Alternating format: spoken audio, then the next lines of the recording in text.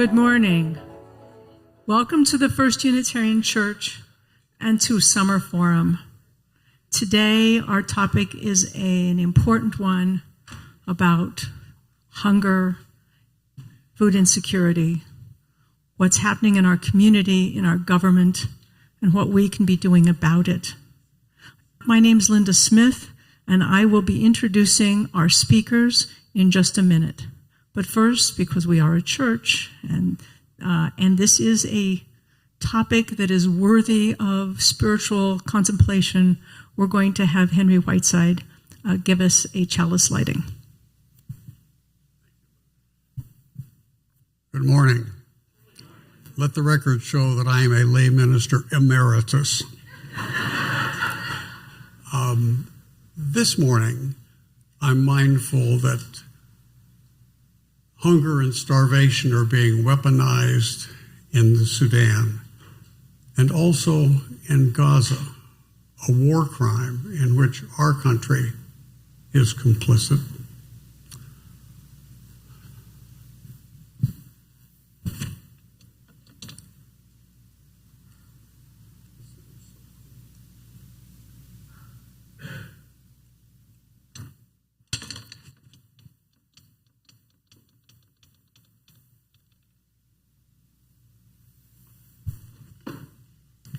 Today we're going to hear from representatives of Utahns Against Hunger and the Utah Food Bank.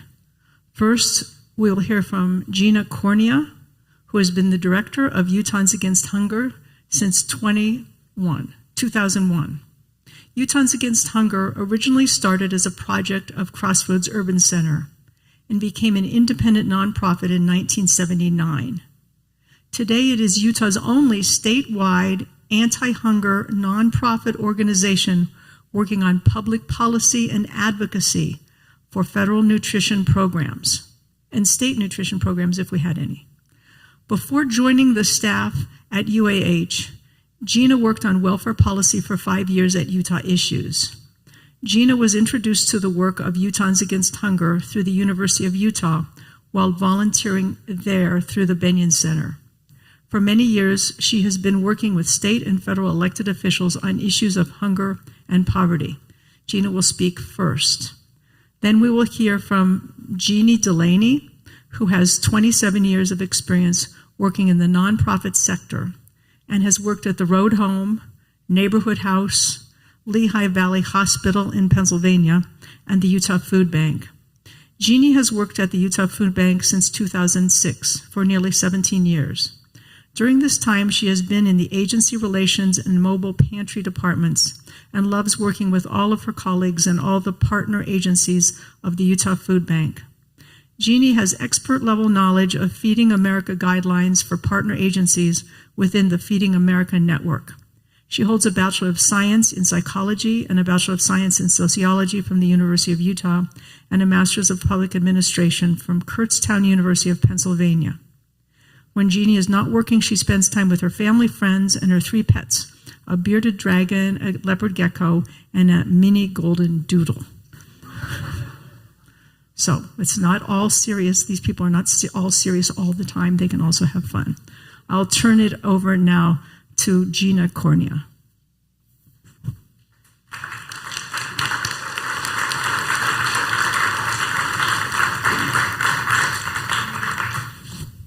They said I could be a wanderer, so I get antsy. And I am really just so grateful to be here with the Utah Food Bank. I mean, we work a lot with them, but we are not often in the same room at the same time. And Jeanie is just amazing. She inspires me with her passion and how much she cares about the folks in every community across this state who are delivering food to people who often do not have another choice. They need to end up at the Utah Food Bank. Well, as Linda said, I'm Gina Cornia with Utahns Against Hunger. And she said, we started in 1979 as part of trying to get WIC, actually. It was implementing WIC across the state in every county. And so our mission is to increase access to food through advocacy, outreach, and education. And I tell people all the time that we get paid to complain. So, and what we like to complain about really are the power brokers and the decisions that they make that cause people in one of the richest and really most generous countries in the world that we still have people who are going hungry. So this is food security in the United States. You can see that Utah is really, we're right there in the middle. We're no better or no worse than most of the states. So in Utah, 1 in 8, 11.8% of households experience food insecurity. And the individual number you're going to see in Jeannie's presentation takes a pretty big leap because this data that I'm using is about 3 years old. So, and there really is no difference across the state. Urban food insecurity is just as high as rural food insecurity. What the pushback we get from policymakers is, well, this is just an urban problem. This is just in cities. And truth be told, I mean, you think about hunger and food insecurity in rural communities and just how much harder just physically it is to get food. You have to drive 45 minutes to the grocery store. Maybe the grocery store is closed recently. So rural communities face unique challenges as well. Oh, wrong one. And then when you look at who's at risk, I mean, when you look, it's like female-headed household, no spouse. I mean, the difference between, and you can see that those numbers, the triangle is 2023, the circle's 2022. And so you can see all of these risk factors that food insecurity is going up. So in food insecurity in children, households with children are far more likely to experience food insecurity. One of the things that we know is that parents protect their children from food insecurity to the extent that they can. So parents in food insecure households often are hungrier and more food insecure because they're skipping meals. They are eating less so that they can make sure that their kids have access to food. And seniors, so we've got this gray wave happening, including myself. If I had more hair, a lot of it would be gray. But we have a low poverty rate in Utah for seniors. But when you look at seniors experiencing food insecurity, it's almost twice that, almost double that amount. And seniors are less likely also to access services, which is a challenge. How do we reach those folks? And one of the things that Utahns Against Hunger has been doing is working with the Department of Health and Human Services and Representative Hollins to increase the minimum benefit for SNAP. So for SNAP, which is the Supplemental Nutrition Assistance Program, the minimum benefit you can get is $23. And so for a lot of seniors, that just doesn't seem worth it. I mean, what can you buy with $23? I mean, we like to encourage people to apply. But a lot of states have now increased that minimum benefit to $50. New Jersey just raised theirs to $100. So as a way to encourage and try to incentivize folks to apply, we're going to see if we can get an appropriation from the state legislature. And one of the most alarming things in terms of senior malnutrition and food insecurity is Utah had the highest rate of deaths from malnutrition for folks over the age of 55 than any other state in the country. I know it is. Like that, I had that same reaction, although I probably said words that I shouldn't say here. But I mean, it's alarming. And of course, it could be because there were other comorbidities, but the fact that we have folks in this country dying from malnutrition should alarm every single one of us. So there are a lot of changes have happened over the last a few months, and it has been exhausting. And we worked with our federal delegation to try and get them to understand the impact that these changes will have. So as many of you know, they passed the reconciliation bill, and I refuse to call it by its preferred name, and I call it the one big betrayal bill, because that is exactly what it does. It is really betraying and clawing back the promises, the commitments that we made to make sure that people have basic needs. And it is the position of Utahns Against Hunger that really the only thing that you need to do to deserve food is to be breathing. Food is a fundamental human right. And there are huge changes that are happening in the next year and a half. So these are changes that happened in the reconciliation bill, and there's always been a time limit. Always been work requirements for adults in age 18 to 55 in SNAP, and now they're extending that up to 64, which seems reasonable. I'm 62. You know, I'm probably going to work until I'm at least 70. Probably longer, because there's a lot of complaining still to do. But the folks that we see who challenge to be employed, who are underemployed, have a lot of health problems, they have a lot of barriers, and so now we're going to ask folks between 18 and 64 to meet work requirements. And that's it. I mean, what doesn't come with that is additional resources to states to help people be employable, to help them. I mean, it's like really they're putting the onus on the states and, like, again, abandoning the commitment to make sure that people have access to food that they need. And more than about 33,000 Utahns would lose all or at least some of their benefits. And that's just from work requirements. It doesn't include the other provisions. Restrictions on deductions right now, the way you become eligible for SNAP is 130% of poverty, but then with deductions you have to get down to 100% of poverty. So that includes child care, it includes child support, utilities, your rent, all of those things. And so the standard utility allowance added under the Biden administration added internet. I mean, if you have kids, there are work assignments, class assignments that you need internet for. I mean, to do job searching, all sorts of reasons. It's not a luxury to have access to the internet.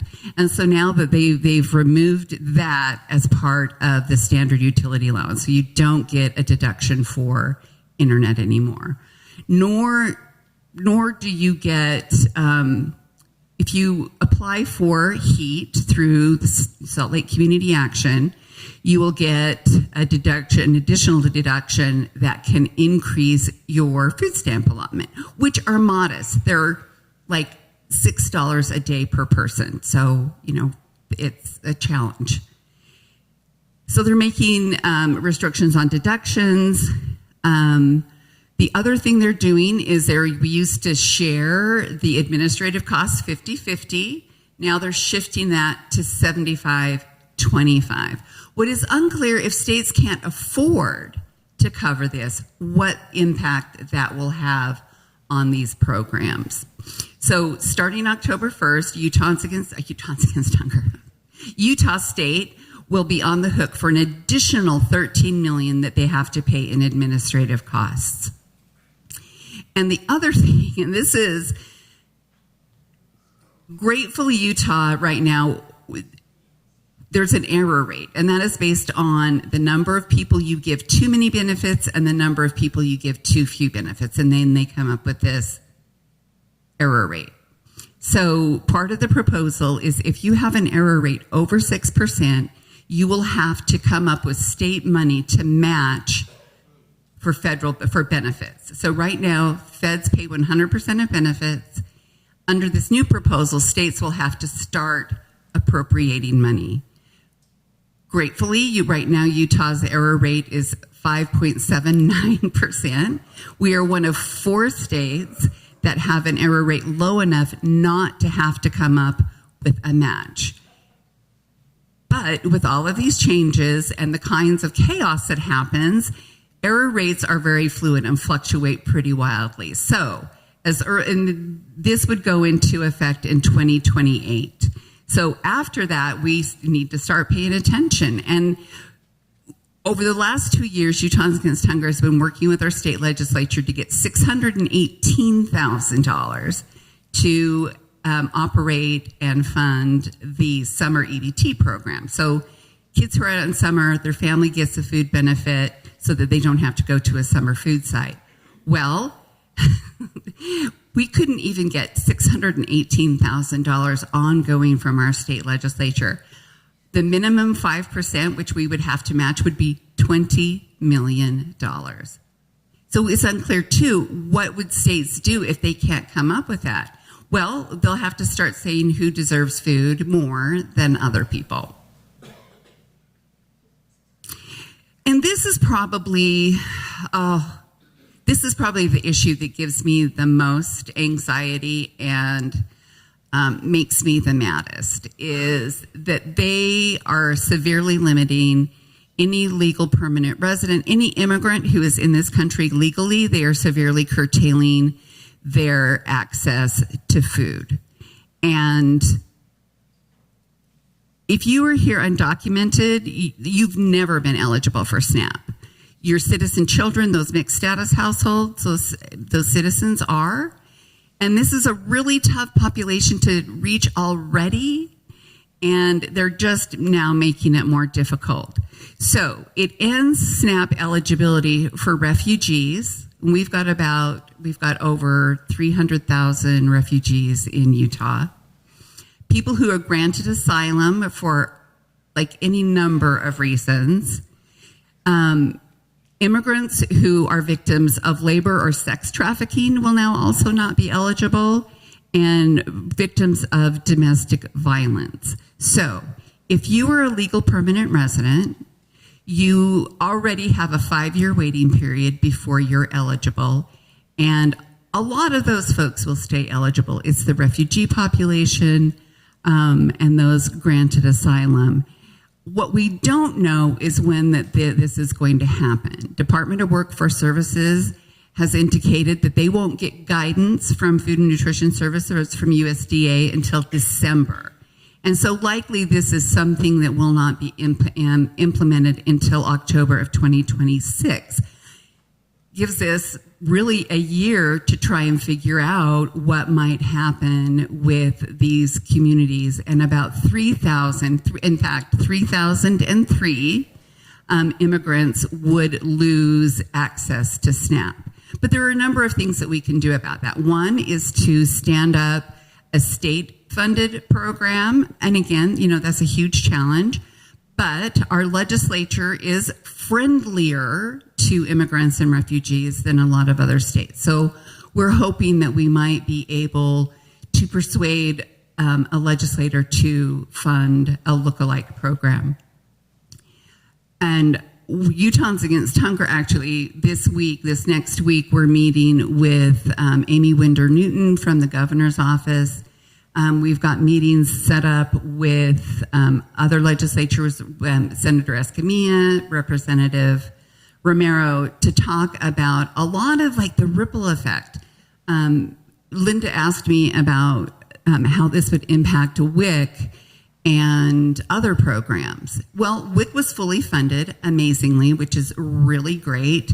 But there's another threat to WIC. With all of this immigrant and refugee nonsense that's happening, one of the things that states can deny WIC benefits based on immigration status. The only state that has done that in the recent history is Idaho. And so, but they did not pass a piece of legislation that said undocumented folks can no longer accept WIC. There was a broader immigration bill that they passed that sort of scooped that up. And so we are on high alert, making sure that there is no legislation, or if there is legislation, that would include the WIC program banning refugees or other immigrants to be eligible, we would want to obviously squash that immediately. The other thing that it does is right now, if you're eligible for SNAP and you're getting SNAP, you become categorically eligible for free school meals and you don't have to apply. And so it really boosts that participation in free school meals and in Medicaid. So if you're on Medicaid, if you're on SNAP, if you're on the Family Employment Program, those all make you categorically eligible. However, with the number of people who are going to lose eligibility to SNAP, they will lose that automatic eligibility for school meals. So we're working with school districts and with the Utah State Board of Education to make sure that people understand that they really have got to apply, that they've got to fill out that application.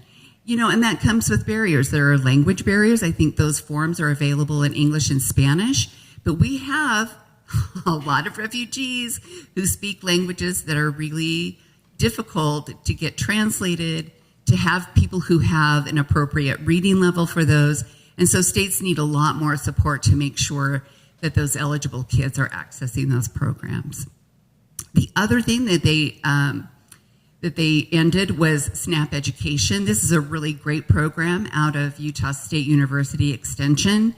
They go to farmers markets and talk to people, education or health education, teach people how to shop, teach people how to save money when they shop, how to with recipes, and they're in every corner of the state. And that funding ends on October 1st. So, I mean, it's very confusing to me that we have the Make America Healthy Again, and we're cheering taking dyes out of food, yay, and now people on SNAP can't buy soda, yay. But we're ending one of the most effective programs that helps low-income people understand how to cook, how to shop, and how to feed their kids healthy foods. So it's not about any of that. It's just about making poor people poorer and being cruel to the point of denying people food. State.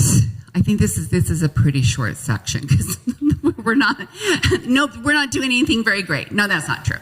So the Utah Department of Workforce Services thinks that they'll be getting guidance by the end of December.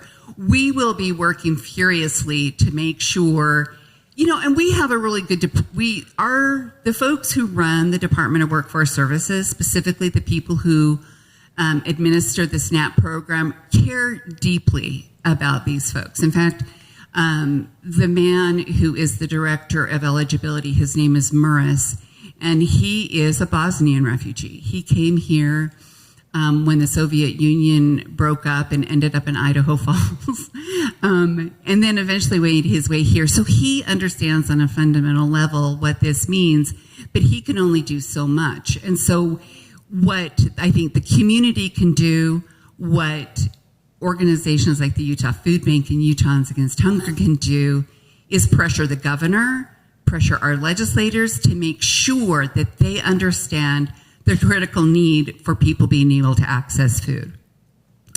So we are working with refugee organizations and having conversations with the governor's office and legislators about this.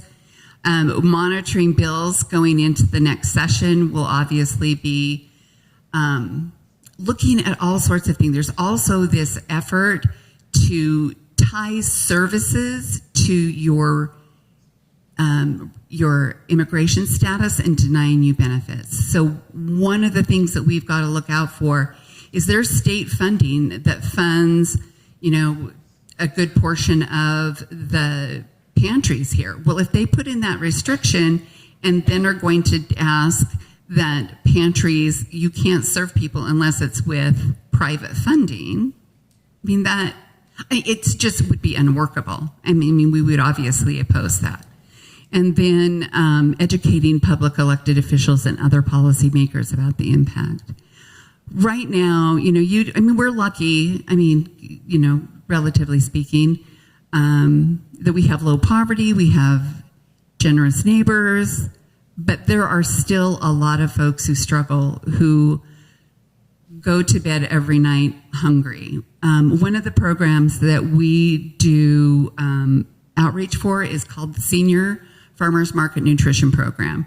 And seniors get 10 $5 vouchers to spend at participating markets. And we're a crew of 3. I mean, and from about 11 to 2 every day, it is not so much now, but an endless stream of calls from seniors who are eager to access this program. I mean, it is a beautiful thing. I mean, folks who, it's a modest benefit, but they're so thrilled to get it. And it's just gives us some insight into the kinds of challenges that the people we're representing have. And I am so grateful to organizations like the Utah Food Bank who go above and beyond to make sure folks have what they need. And with that, I will turn my time over to Jeanie.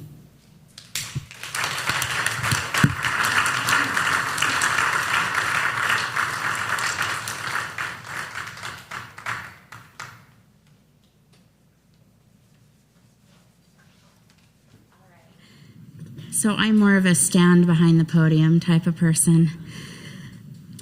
I'm Jeanie Delaney, Agency Relations Specialist for Utah Food Bank, and I give a lot of trainings to partner agencies on a frequent basis, but usually not groups this large.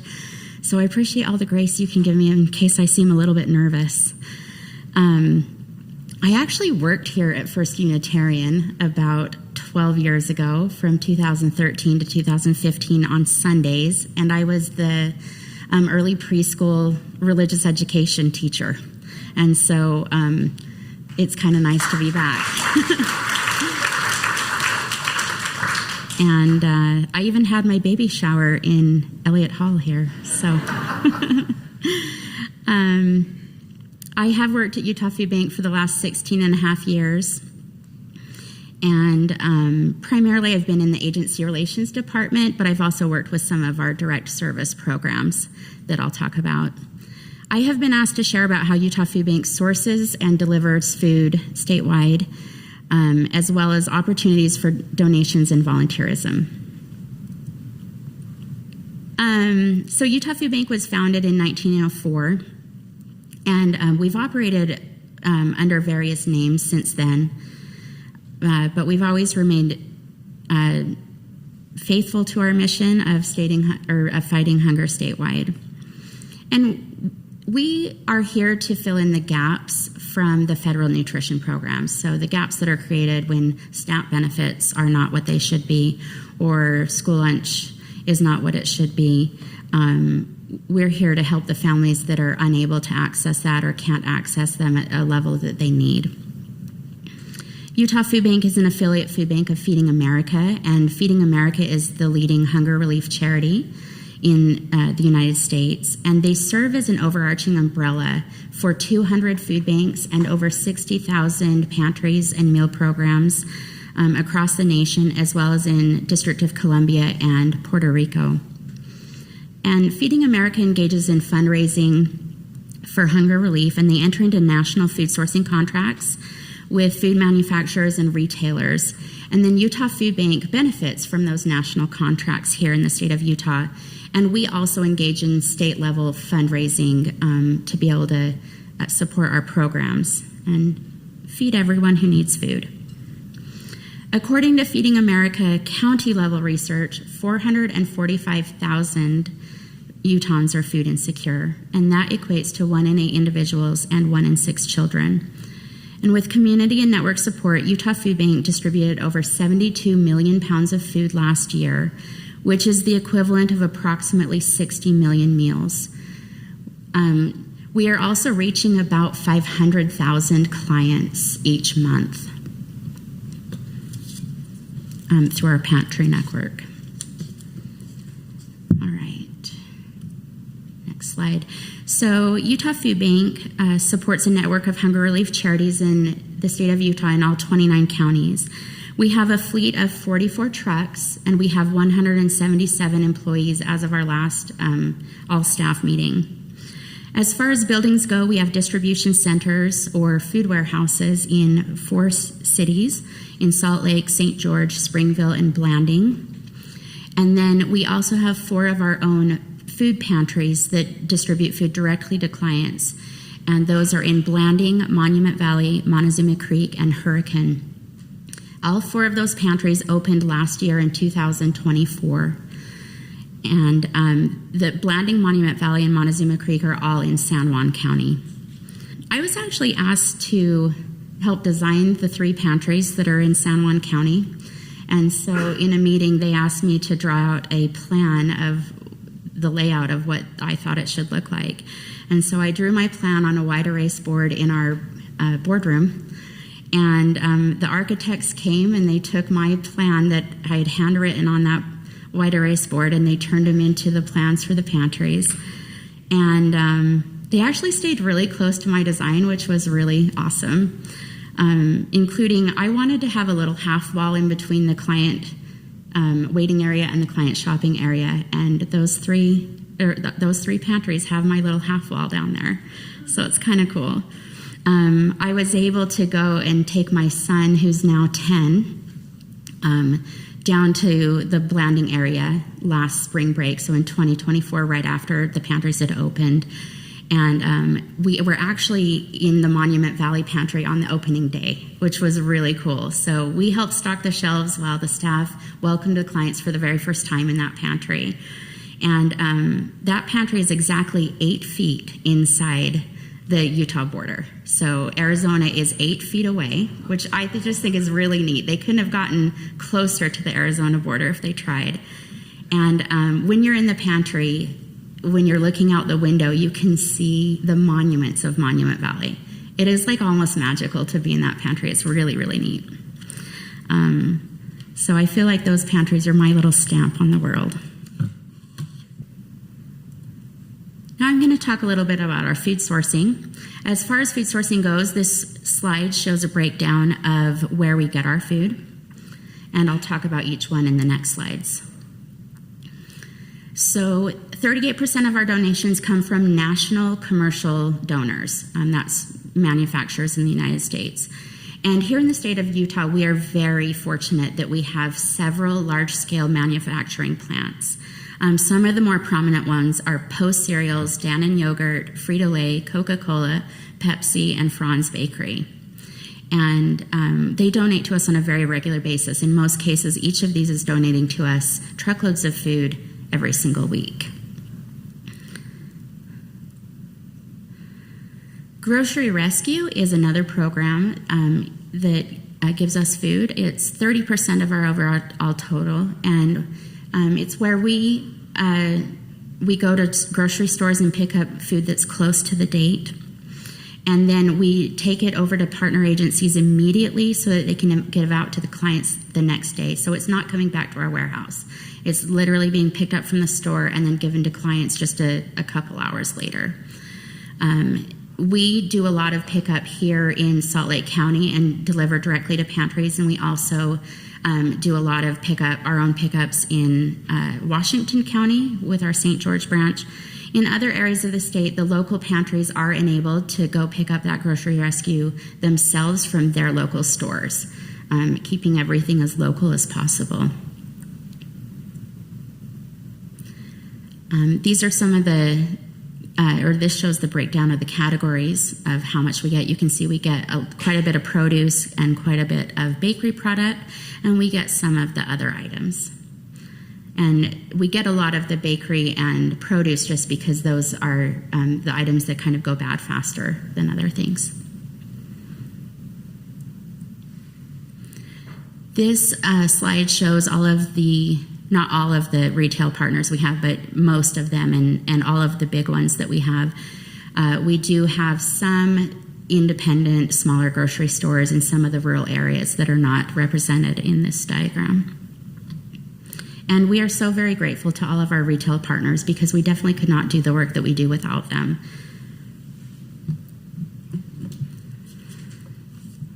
Government commodities represent 18% of our overall total donations and mostly comprise of 2 different programs. We have USDA TFAP and CSFP.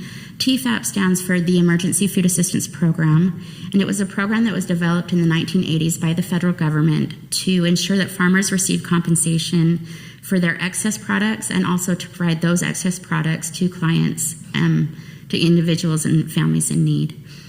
The income guidelines for this program are 185% of poverty, which is much higher than the SNAP guidelines.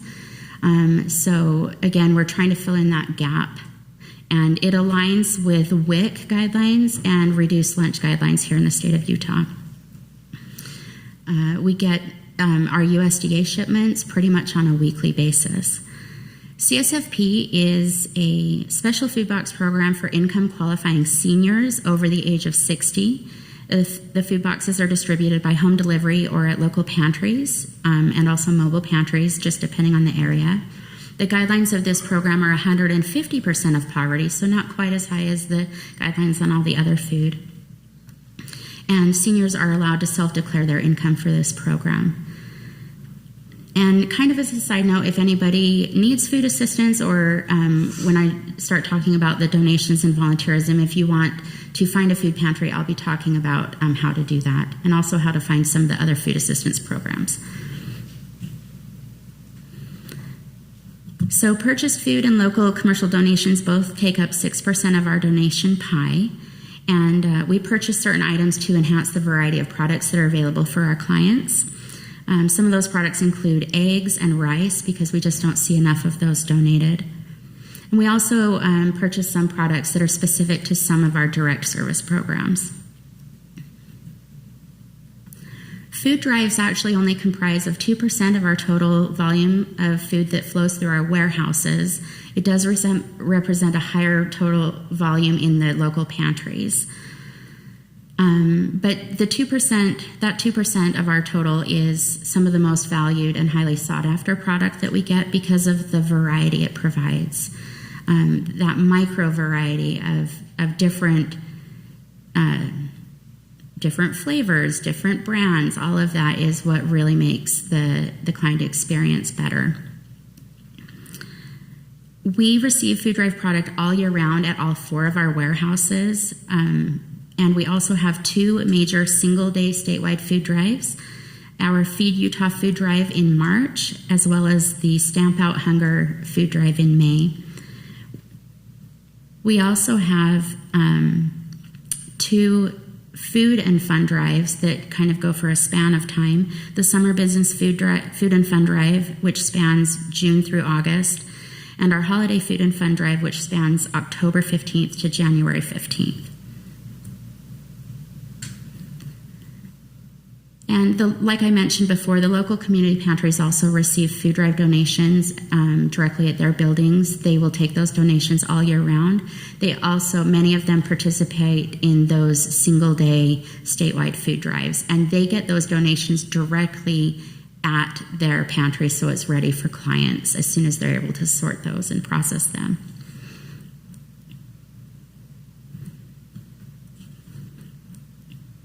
Now I'll talk a little bit about kind of our statewide food distribution and how we serve our partner agencies. So we serve more than 315 partner agencies consisting of emergency food pantries, rehab facilities, shelters, school and university pantries, and congregate feeding sites such as soup kitchens and sack lunch programs. We also serve a handful of animal rescue organizations with pet food. So we provide human food, pet food, hygiene products, household products like laundry detergent, toilet paper, paper towels, and other non-food items. We do not do clothing. Every now and then we'll get some gloves and we'll pass those on to a pantry. But for the most part, we're not equipped to receive clothing or blankets or those types of things. We are also prepared to assist in disaster relief in the state of Utah as needed. And we have agreements with like the state disaster folks to do that. We are one of a handful of food banks that does not charge any fees to any of our partner agencies. Food banks in the nation are allowed to charge membership fees, delivery fees, and then there's a thing called shared maintenance fees, which is a very small, like kind of pennies on the dollar type of for the food. We don't do any of that. We just have our food sourcing and funding structure set up in a way that makes us be able to do it all 100% free to our partners. And there really is only about 4 or 5 food banks in the entire nation out of 200 that have been able to do that. In addition to serving our network of agency partners, we also operate a variety of direct service programs to children, adults, and seniors. And so I'll talk about those next. So these are the programs that we have. We have community mobile pantries, mobile school pantries, our Kids Cafe program, summer meals, CSFP, and UFB box. So I'll talk a little bit about each of those. Community mobiles are designed to provide food assistance in areas that have fewer pantries, so areas that just need a little bit more support that the pantries in buildings aren't able to provide.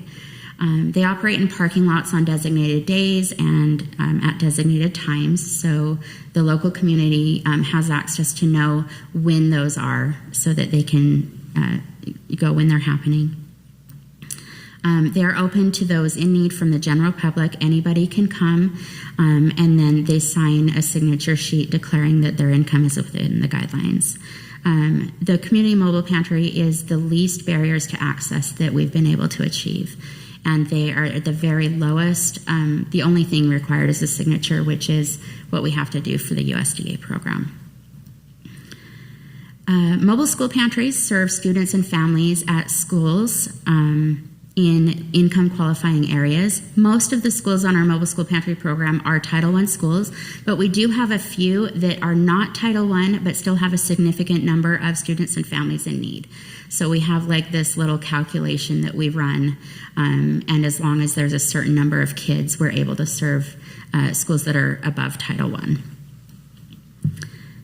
Kids Cafe is an after-school meal program which gives at-risk kids a nutritious meal before they go home for the day. So it's kind of an extension of school breakfast and school lunch. It's almost like school dinner, but it's served at the after-school programs. It's also served at libraries and community centers, and they serve as our host sites of that program. Summer Meals is the summer version of Kids Cafe, and those operate in parks, community centers, a few schools, and any other type of nonprofit, like day camp type of program in the summer. Oh, and I was going to tell you how many we have of each of these, so I'll go back a little bit. We have about 50 community mobile pantries statewide right now. With the mobile school pantries, we have about 65 that run during the school year. Kids Cafe, during the school year, we have about 90 sites that do that. During the summer, it's a little bit less. We have about 72 sites that run each summer, give or take 1 or 2. CSFP, I already described that program before when I was talking about the government commodities. UFB Box is another food box program that we run.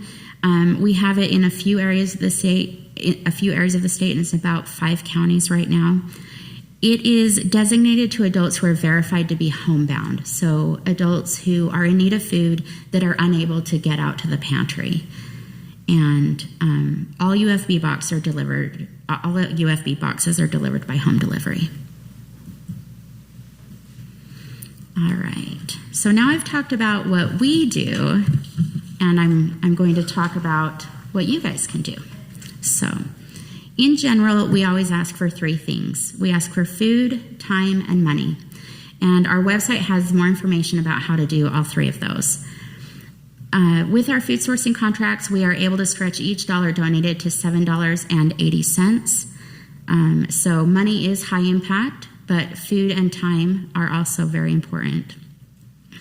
We welcome volunteers at Utah Food Bank. We can have corporate groups, family groups, individuals. We also offer opportunities for people who need to complete community service. There are a few restrictions on the reason why they need community service. And anybody who wants to volunteer directly at our warehouse or with any of our programs can contact our volunteer department to schedule a time. You can also host your own food drive for us, so you would register that on our website, or you can just come and donate food directly to our warehouse. We also ask that, or I'm personally asking that you please consider to engage with your local pantry. We actually had a few pantries, about 3 of them closed in the last year because of lack of volunteerism. What happens is quite a few people who volunteer at pantries throughout the state are retired, and they kind of do it as their post-retirement thing, but eventually people who are retired have to retire from volunteering as well. And so we always kind of need new waves of people entering that engagement with the pantries and entering volunteerism. All right. Now I'll talk about how to find a food pantry. So Utah Food Bank has recently partnered with Vivery.org, which is a centralized food assistance mapping tool. And you can get to it directly on our website, as well as you can literally just go to Vivery.org and look up all of the food assistance programs. Vivery is currently partnered with 60 food banks, and they're continuing to add more. So you can actually look up a food pantry in Chicago if you want. So this will also connect you to soup kitchens and mobile pantries and CSFP program locations. These are some of the ways that you can support a local pantry. You can donate food to them. You can assist with client registration. You can help clients, quote unquote, shop in the pantries. You can help receive donations, sort donations, stock the shelves. Some pantries need help with organizing their own local food drives and fundraisers. Some pantries have gleaning projects, which is where a team of volunteers goes out and picks produce from like families that sign up in the local neighborhood. A lot of seniors have a lot of fruit trees that they're unable to pick, and so it helps the seniors get that produce out of their yards and into people's bellies. So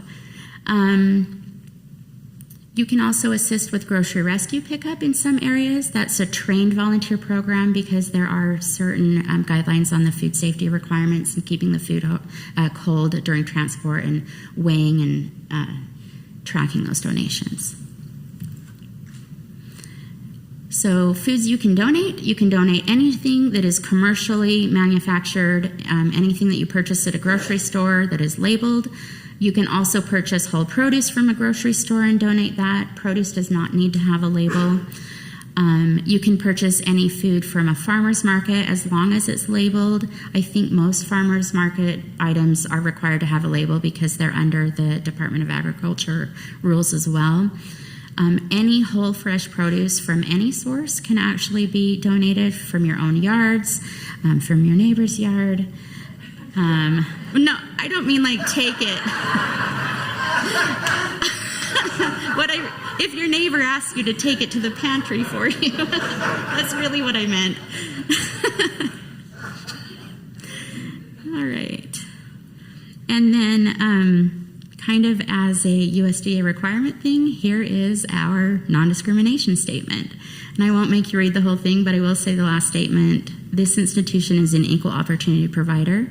Utah Food Bank is required to have that on all publications, and so are all of our pantries. And thank you.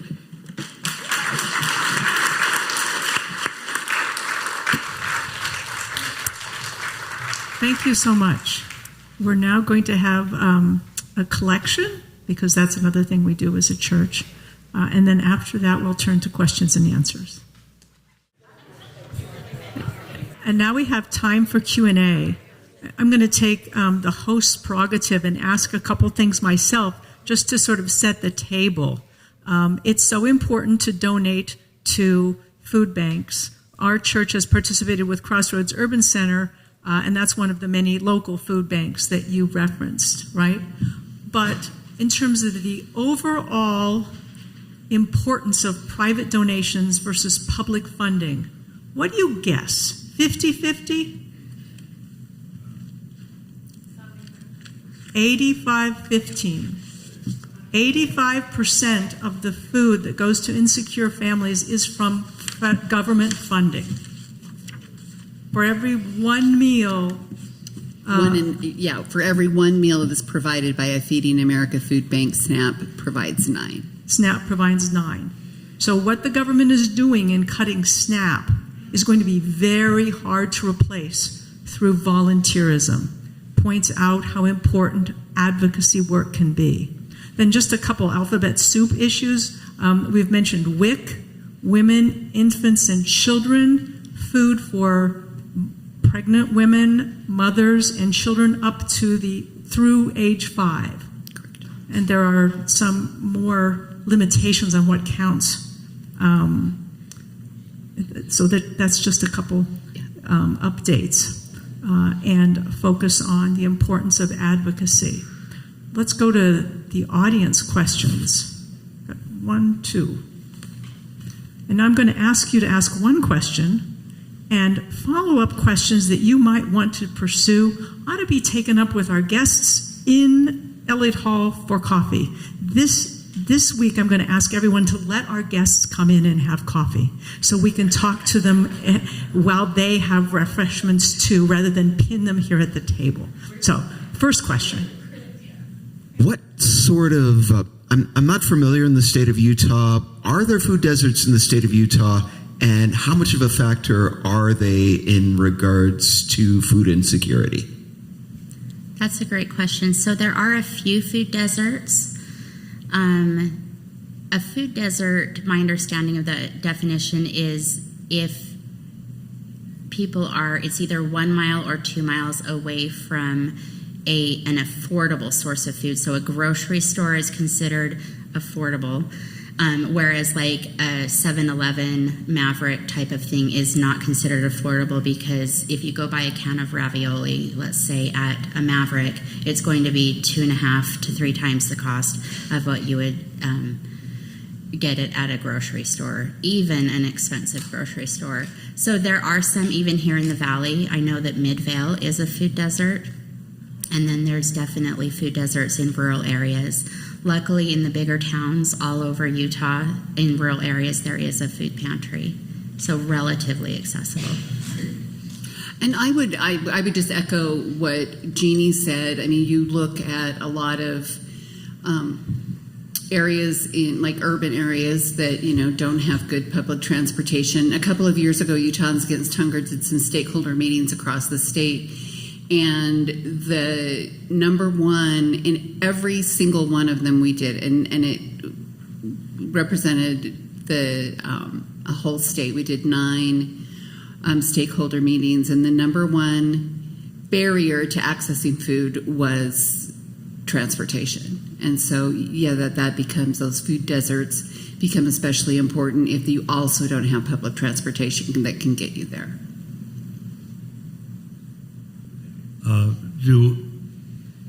Does either organization deal directly with the homeless? I mean, we do. I mean, we don't have any programming that directly interacts with the homeless. Our office happens to be down by the Rio Grande, so that is also a really tough population to serve. I mean, they can get, and right now, if you're homeless, you're exempt from the work requirements. But that is one of the populations that they've eliminated from being exempt from work requirements. And so folks can get food stamps, but they can only get, if they don't have cooking facilities, what are they going to do? And so, I mean, it really, like for a homeless population, starts being a real health issue. Malnutrition and just even, just having access to food that they can prepare. So our mobile pantries are completely open to persons experiencing homelessness. However, again, there is that little bit of a challenge of the food that we provide generally is the kind of food that you would take home and cook. But we do have 12 partner agencies here in the downtown area that do direct services to homeless clients. Crossroads Urban Center, 60% of their clients are homeless.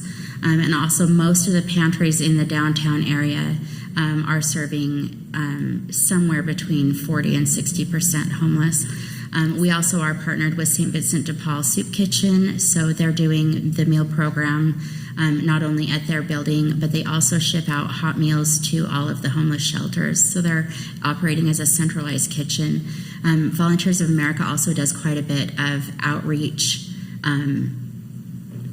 activities, like driving out in a van to the tent cities and going and making sure that people are getting things. So although we don't do it directly, we definitely rely on those 12 partners that do that. That's great. Just so you understand, the Utah Food Bank is like the big elephant, except for Desert Industries, which I want to ask about, distributing food throughout the state with many smaller food pantries like Crossroads Urban Center. Utahns Against Hunger is an advocacy agency. They are not a direct service provider except for education and advocacy. So I'm sure you would accept homeless individuals to help advocate with absolutely, you, but yes. You're not directly handing any food out. See Mark over here. Hi, thanks for talking to us today. If you were, and I'd like both of you to address this, if each of you were President of the United States and our President was not, what are three things that, if you had a magic wand, that you would want to do?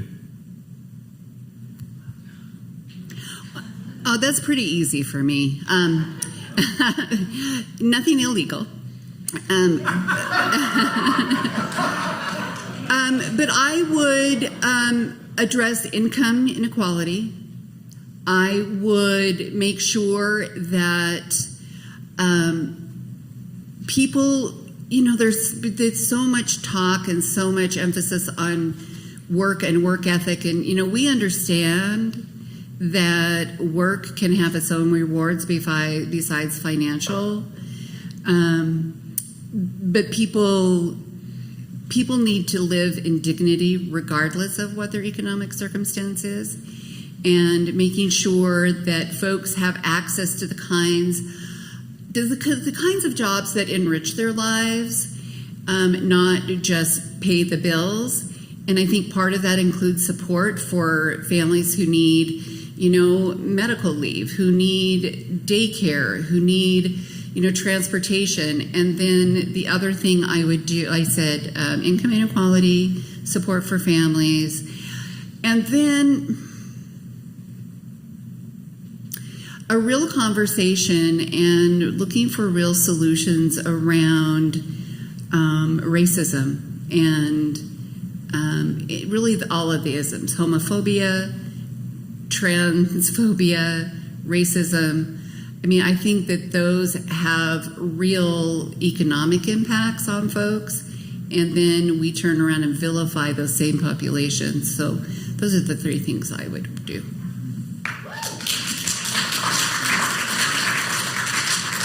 So I'm just going to be completely honest here. I don't think that big. So I don't have an answer to that.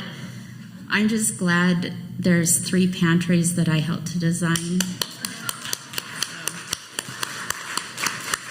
Much smaller stamp in the world.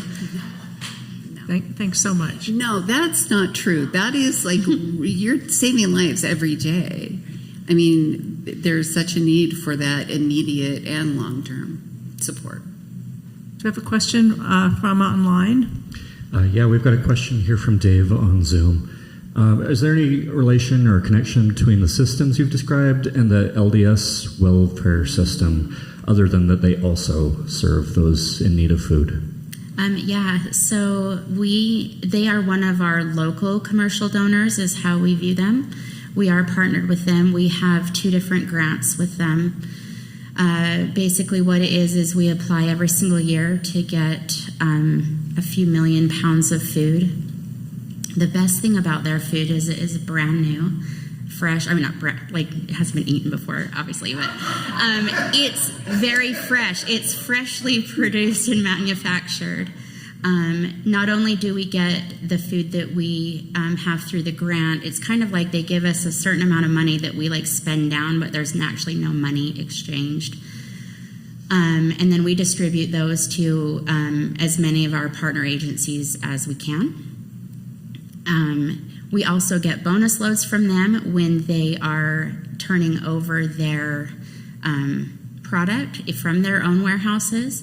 And many of our partner agencies also have their own grants that is a similar structure, just a bit smaller than ours.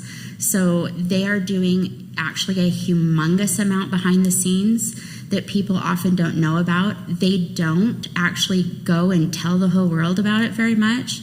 In fact, the amount of pounds that they ship is extremely private information. We only know what we get. We have no idea what else they're shipping. I hear from the pantries when I go visit them because I ask what their other sources of food are. But truly, it is like their foods. They do have their own welfare program too for people who can go through that qualifying process. But just nobody has no idea how much food they actually distribute to the general public with absolutely zero accolades.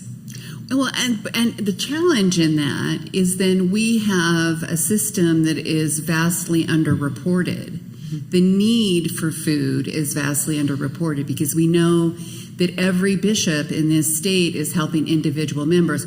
We refer people to their local bishop, and it depends on the bishop. Some of them are willing to help folks who are either disenfranchised from the church or who are not members, but it is entirely dependent on the individual bishop.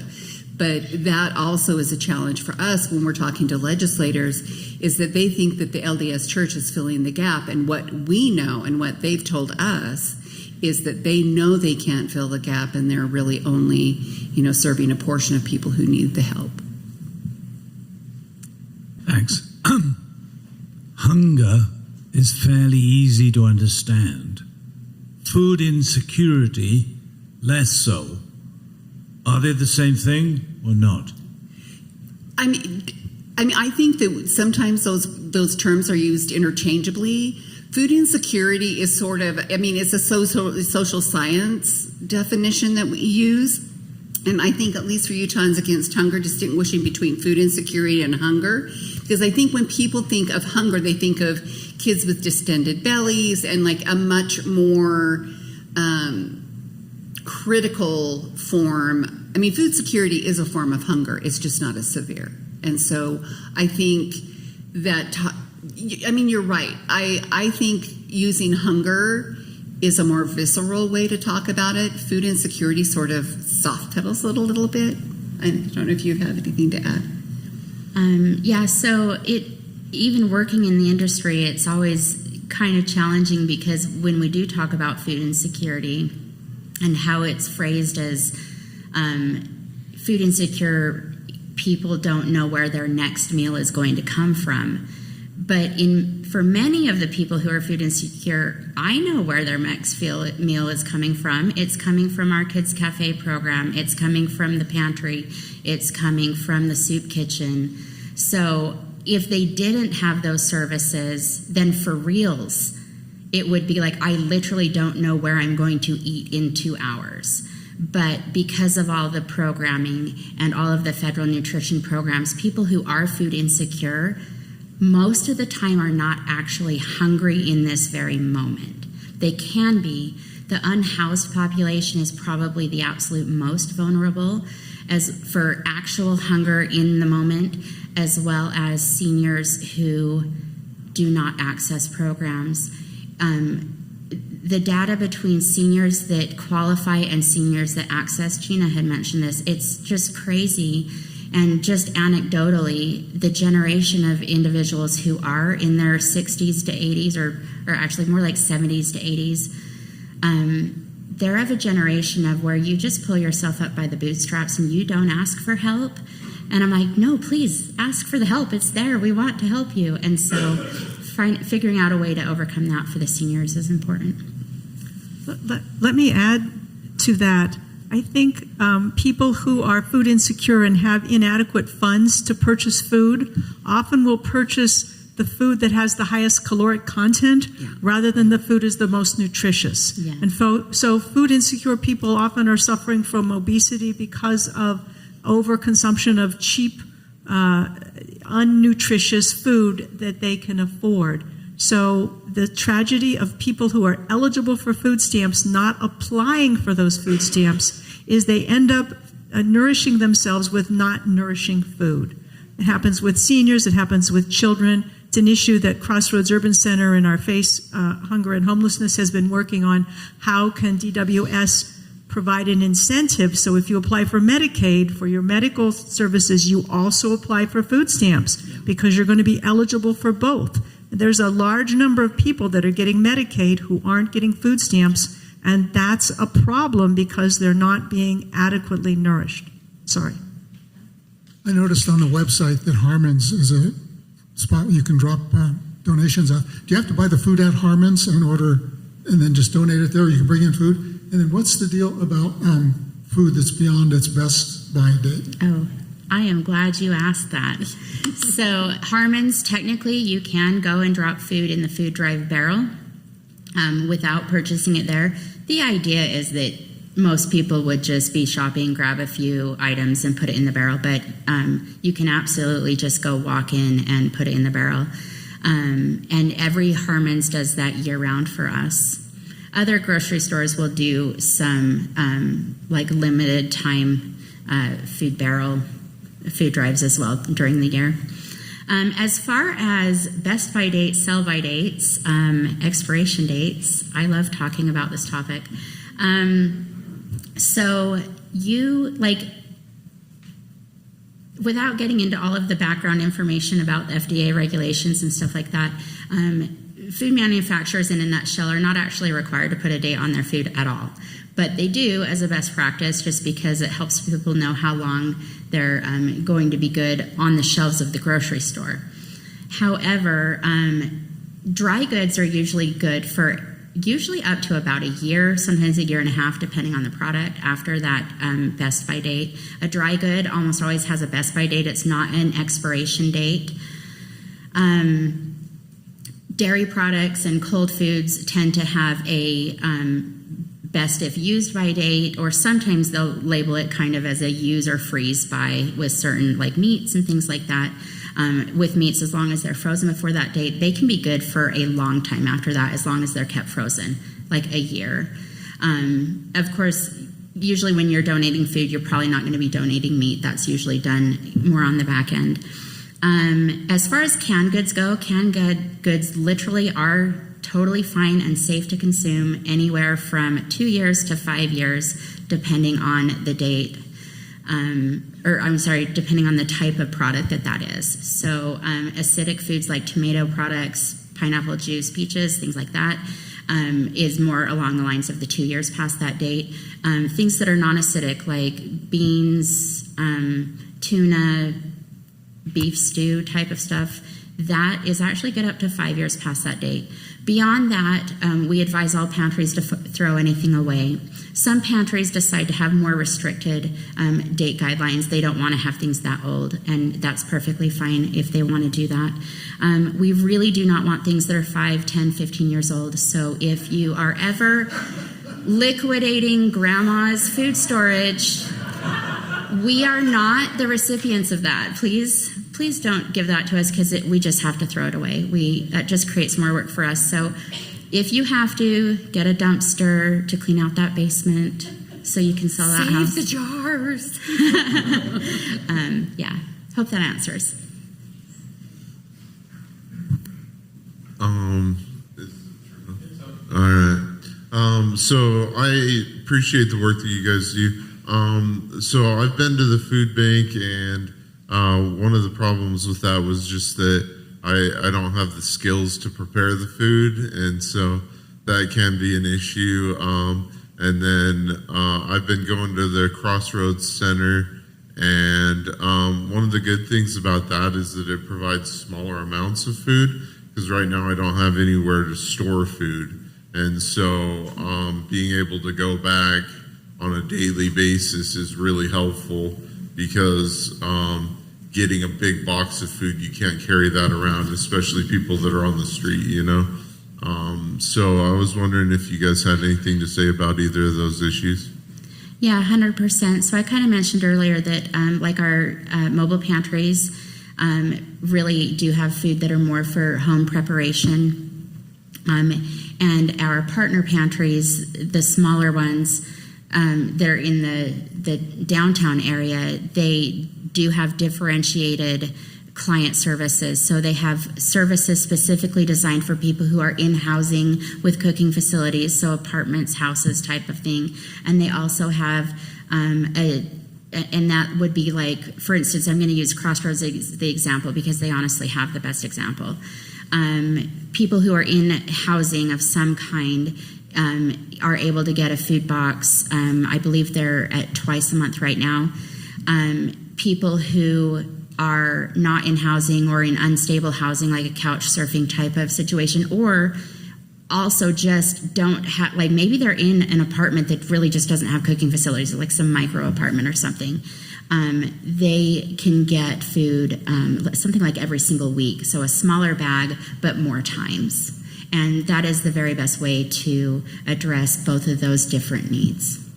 How many different places provide that type of service? You said it's just in downtown? They don't have it in rural areas?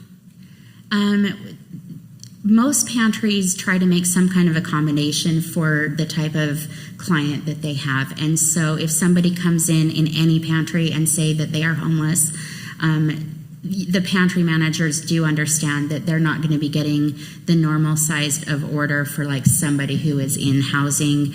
I can't say that that's universally applied. There are some pantries that just don't have the staffing and volunteer support that they would need to have a differentiated box. But I continually train the pantries on, like, if they have to do a pre-made box style where they're not having people do client choice, the shopping, that they allow people to take anything out of that box and return it immediately. That's for food allergies. That's also for, if the person doesn't have the ability to cook the items, that type of thing. And so we do ask for simultaneously that people provide equitable service, but also like conscientious service as well. Thank you. I think we're going to take two more questions, Paul and Darlene. And remember, we're going to let our guests come and have coffee with us. And so any of our personal questions about what could I do to volunteer or to answer or to assist, that would be the time to approach them and get their individual guidance. I'm going to have to break that rule. And you won't be too mad at me. Please tell me your name again. Jeanie. Yeah, Jeanie, you impressed me, and self-effacing humor always impresses me. And you were saying that you're not a thinker. I strive to not think either. Where I'm going with this, for years, Linda has been talking about crossroads. I finally got off my liberal ass and went down to Crossroads to get involved in the food bank there. And it was so great to not be thinking, just be interacting with the people who came in needing lunch. So I just want to encourage you, cleanse your liberalism by doing something. I'm not saying we're Unitarians, we're always trying to do something, but this is a great option. And don't forget about Bernie and Marita's opportunity in front of the police station down there with the Tai Chi. Another way to cleanse your catastrophic thinking as a liberal is to consider going to the kitchen here every other Thursday with what I call Club Burrito. Colleen Bliss and Lynna are in charge of that. You'll have camaraderie and you'll leave with joy and productivity. Thank you, Linda. Hi, I live in Bountiful. For several years, I volunteered at the Bountiful Food Pantry.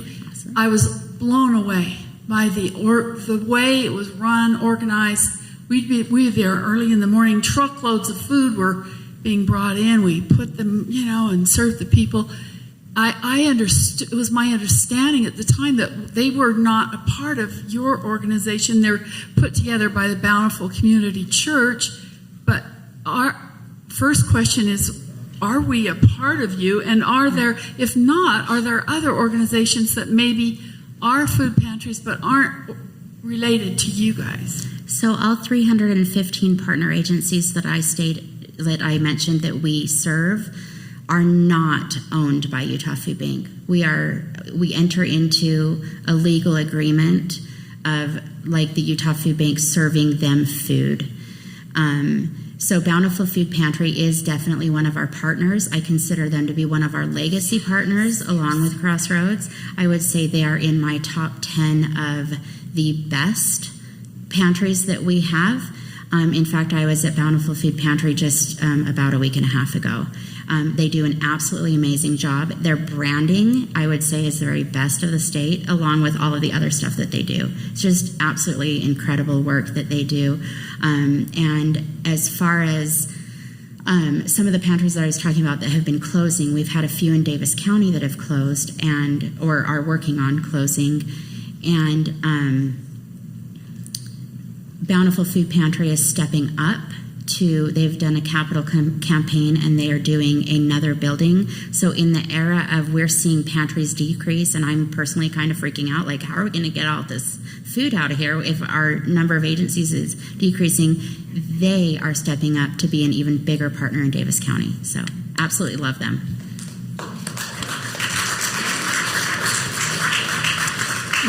Okay, I want to thank Paul and reiterate that if you're interested in helping directly with food, we make burritos every other Thursday around 3 o'clock. You have to check on our website which Thursdays for what? 2 o'clock.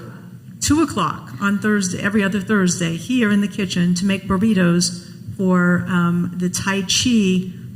And if you wanted to serve the burritos, that's 4 mornings a week outside the public library downtown. Get in touch with, look on our website. We also partner with Crossroads Urban Center. Donations are accepted. I still don't know if we've won the Golden Celery Award. I think not. But I think we're going to get some sort of award for the number of pounds we turned in, which I need to give you a total. But Crossroads also engages in advocacy through our Face Hunger and Homelessness, Faith and Advocacy Coalition to End Hunger and Homelessness. This summer we partnered with Gina's Utahns Against Hunger to have a small march against cutting food stamps. So it was very unsuccessful, it turns out, but we were there advocating. Crossroads will be here, Face Hunger and Homelessness will be here Wednesday, August 24th, meeting with some representatives from the Department of Workforce Services, exploring advocacy in the Medicaid space, and then their poverty summit will be later within the month. And if you want to sign up to be involved with that, there's a sign up on the social justice table. Finally, I need to announce the final summer forum will be next Sunday. We'll be hearing from Chad Ford, who's a professor at Utah State and a internationally renowned mediator and peacemaker. He's going to be talking about peacemaking. So I hope you can all join us there. Let's thank our guests one last time before they get to go eat coffee.